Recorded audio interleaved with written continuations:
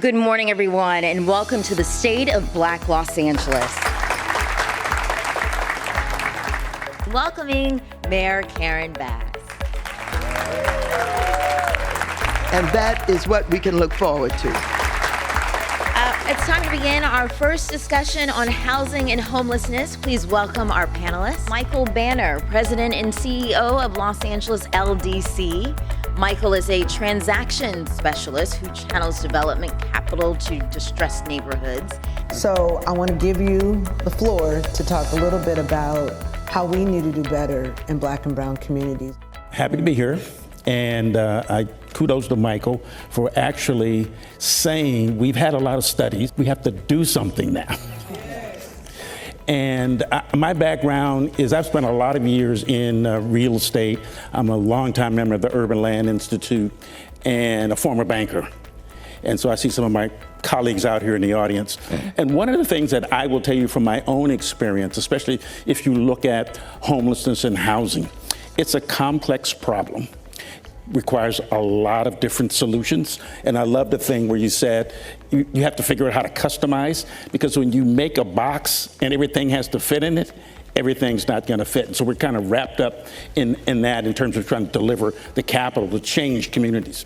The other thing that I think is important, that in my work around other cities around the country, Baltimore, Chicago, Philadelphia. I do a lot of these kinds of studies, and the one thing that usually happens is like the implementation of this, how do we go from point A to point B, is kind of fuzzy.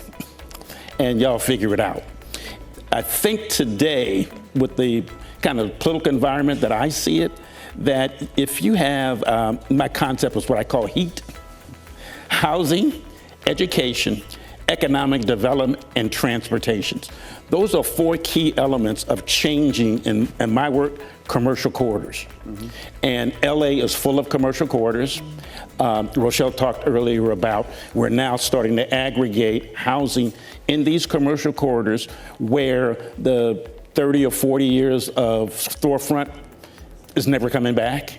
So now we're going to interject people there. They still have to have something to do, where to eat, because that makes a holistic community. And so my work has been, what are the other things in the community that needs to be there to make it a community that is accessible for the people who live in the housing? That takes money. The Congresswoman said today that the $1 billion, and again, the money is not the problem anymore. There's money every place. The question is, can you get it and can you do something with it? $1 billion of the Small Business Credit Initiative, which is the second iteration of an Obama plan. $10 billion were given to governors. California, $1.2 billion, all for small businesses. They've gotten $375 million already. I would assume, raise your hand if you ever heard about it. $375 million. It's a grant to the state, which means the state, if they wanted to, they could turn around and grant it. So the tools are there. We need people who are not afraid to make a mistake, because that's how you learn how to get it right. And I think we've always been told that won't work. You can't do that. And I spent my whole career proving people wrong. So I know it can happen. I love that. Thank you. So I have a philosophy in life: if you do not ask, you will not get. Right. And if you don't ask, the answer's already no, right? So by asking, you're confirming that there's another way to get them to say yes.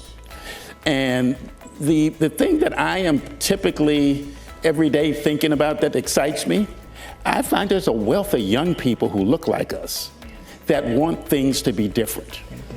We're going to have to figure out how to harness that energy. And when you have done what I've done in the financial world for years, rarely, I can't think of the times that I had to go and talk to somebody else who looked like me and said, I need $10 million. Yeah, cool. Crickets. And we have to change that too, because the apparatuses and the decision-making that has been done for the last 40 years has put us in this place where we sit today. Right. If we do not take the time to change that, it's the Einstein moment. Why did anything gonna be different if we didn't take a chance and take a risk to make it different?